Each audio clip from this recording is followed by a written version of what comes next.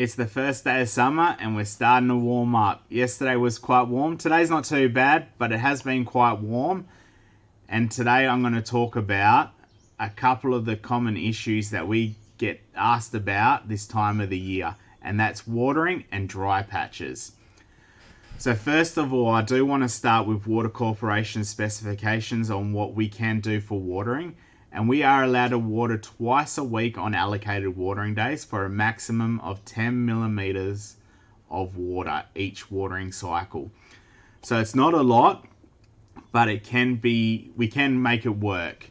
You are allowed to use the hose in between. However, I want to try and work our way out from that using it so often, and we want to try and encourage a deeper root system. So the first thing I get people to check when we first check for dry patches across the lawn is if the soil is hydrophobic. And hydrophobic soil is where organic matter gets broken down and it excretes a wax coating, and that wax coating coats the soil particles, and this will stop allowing water and nutrients from penetrating in the soil. And the other thing I get people to check straight away is compaction. And you can check compaction by just grabbing a screwdriver and poking it in the ground in a few places to see how hard it is. You should be able to get the screwdriver in without too much force. To check for hydrophobic soil, we'll get you to remove a bit of soil, so just a small container, so not much, and we'll fill it halfway. We'll get a photo of the soil when it comes out, and every morning just give it a bit of a shake, and then when it's really dry and the particles separate, I'll get another photo and I'll get you to put a few drops of water on top of that soil, and we'll see if it soaks in quickly, slow soaks in, or it just sits on top and pools. If it slow soaks in or sits on pools, the soil is hydrophobic, or it's starting to become a bit hydrophobic, and this is probably one of the things that we've got to treat straight away, as well as compaction if that becomes an issue. So if compaction is an issue, and this also helps speed up the process of repairing the hydrophobic soil, but if the compaction is an issue, we can organise a contractor or hire an aerator to come aerate the lawn. And what that does is pulls out small plugs out of the lawn, and it opens up the soil canopy and it relieves a bit of compaction. So when the plugs come out, the side walls of the soil will start to break down and will just loosen off the soil a little bit. But the other big thing is obviously our soil canopy is open. So if the soil is hydrophobic, we can use this time as well by applying a good quality wetting agent that is known to break down hydrophobic soil, and apply that now while the soil canopy is open, so it can attack the soil at attack the wax coating at different angles and help it break down. And then I'll generally get you to do a second application of that wetting agent in 2 weeks' time. We can do it without aerating, so if your soil is okay, it's not compacted, we can certainly do this without having to aerate. By aerating, it just speeds up the process a little bit. And that's our first step, is just sorting out hydrophobic soil, and then we can look back into good nutrition and just a good program to get it back to full health again. However, if this first two tests come back and the soil's nice and soft and there's no hydrophobic soil issues and you still got the massive dry patch across your lawn, the next thing we'll check is depth of root system. There's a couple of ways we can do this. You can get a shovel and dig out to about 150 to 200 mils, just a small section, and pull that out. Or you can get a 50 millimeter bit of PVC pipe and hammer that down to the same depth and pull a core plug out. And when that core plug is out, or the shovel that we dug that little section out, we're going to try and move a little bit of the soil away, and we'll try and visualize we want to see the root system, and we'll try and see how long the root system is, and whether it's long enough and it makes it down to that 100 to 150 mil mark. And why we want it that deep is because that's where it is cooler in the soil. So if you think about when the sun hits the top of the lawn, that top section of soil dries out really quick. So if the root system is really shallow, the lawn will dry out really quick itself. So we want to try and encourage that root system to be really down to that 150 mil mark where it is cooler and it can draw on that moisture a bit longer and it'll stay hydrated for longer. So if you do find that the root system isn't deep enough, we can change a few things, and of course it's not, and for every person it's different, but nutrition and also watering schedule on how we water, and we'll talk about a little bit more on the next one about deep watering. But nutrition and deep watering is the way we can sort this out.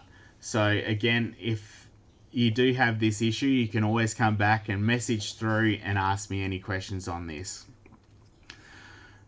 So the next issue, and this is what we'll cover with the deep watering, is if you've only got say a dry patch in one area. Now, there could be a couple of reasons here. The first one I'm going to cover with deep watering, and also I'm going to talk about how I deep water as well. So we've just talked about the root system being down that 150 mil mark. If you got one section there that's still quite brown, we're going to deep water that one section, and we can check that one section for the root system as well, just to see how that's going. But we're going to do a deep watering on that one section, and we do this watering by only watering that part and not the rest of the lawn, because by watering the rest of the lawn, the root system can stay shallow because it knows it's going to get a frequent water, and we don't want that to happen. So by watering that one section once a week in between watering days will help us to build up a deep root system. So go out with a bit of wetting agent in a watering can and just spread that out over the dry patch, and then we're going to give it a really good flood, and we're picking a day in between our watering days, and we're just going to flood that one dry patch. By doing this and not watering the rest of the lawn, this is how we're going to start doing the deep watering system. And each week before that day comes, again, when you did it last, so say 6 days time before that 7th day of watering, we're going to go out and have a look at that patch again and see how it's going. If it's still quite brown, we'll do it again. If the recovery's going quite well, we will leave that patch alone and we won't water again. Generally, we'll try and do it at least twice though, and we'll work it out from there. The other reason why you could be getting a dry patch across the lawn is that we could be getting inconsistencies with your sprinkler system. And the best way to check if you're getting an inconsistent spray is by picking up a set of catch cups, which these are absolutely fantastic. These are water corp catch cups, and I think they've changed the design now. But they have got, say, on the side here, they got, which you probably can't see with the camera, millimeters.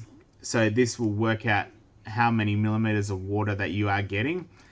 And the best way to use these is by putting them randomly out on the lawn, and I'll pick a spot that is dry, and I'll also pick a spot that's really green, and then just randomly around. Run the reticulation for about 10 minutes, and we'll say 10 minutes as an example. After that 10 minutes, go back, record the locations, and record how many millimeters of water is in those catch cups. So let's just say that one area where it's really, really good has 8 mil, and then you go to one area that's got a bit of brownness to it, and it's only got 3 millimeters. Well, we know there's an issue right there. However, the 8 millimeter section could be actually getting too much. We know the 3 millimeter water section is getting a little bit too less. By going to the other catch cups, you might find these consistencies of 5 millimeter evenly in every other catch cup. So you know one section's getting too much, one section's not getting enough. This could be for a couple of different reasons. Might have to change the spray. We may need an irrigation expert to help us on this situation, or it could be something simple that we can sort out. So for example, with my lawn, I've got gear drives. I was finding I had a dry spot in my lawn, and it was where I had a gear drive that had 180 degree spray. Then there was a section that had 90 degrees that was getting too much water. So the 180 degree was finding that it was going across into this area that was only having the 90 degrees. So I could bring that back to say about 120 degrees, and that would allow more water to be used, put out into the dry patch and less into the good patch where it was getting more water. So it could be something simple like that, or it may need an actual irrigation expert to come out. Watercorp have got a list of irrigation experts that can come out and help.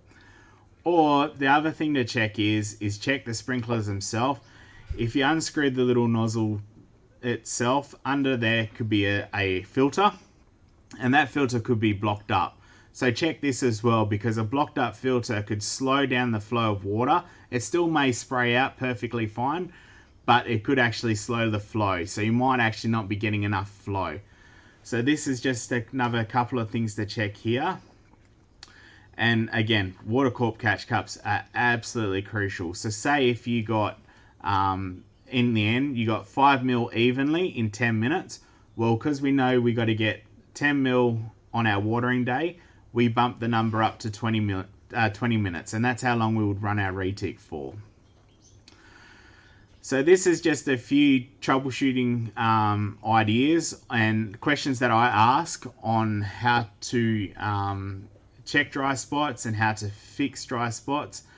It's hard to give, apart from deep watering, it's hard to give advice on how to improve a root system without actually talking to somebody, but hopefully this gives you a guide on how you can troubleshoot the areas, and it gives you a guide on how I deep water. So I water on my lawn that twice a week, and I do that one random with a hose every now and then. I've just gone out today and I've found a dry spot, so I'll probably go out on Saturday, which is in between my watering day, and give that area a flood just to help make sure it doesn't get any worse.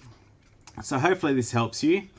If you're liking the content, please feel free to give a like, and of course if you've got any questions, please message through, add a comment in the link below, in the comments section below, and feel free to subscribe to our channel. Thank you very much, and I'll see you on the next one.